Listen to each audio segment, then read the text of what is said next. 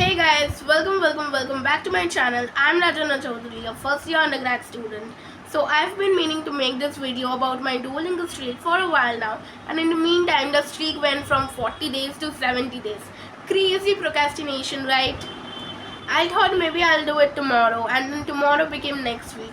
It's weird how I procrastinate even for things I want to do, but somehow, while procrastinating on making this video, I never missed my German practice.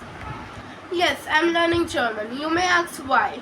So, German is now a part of my academic curriculum. We were given three choices: French, Spanish, or German.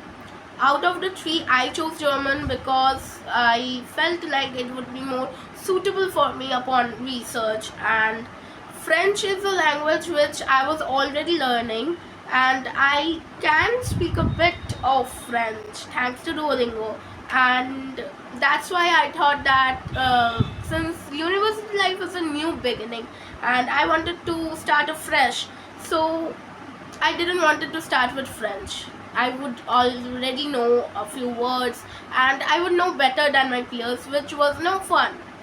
Learning a new language along with your friends is so thrilling and it's so much fun that I didn't want to miss it.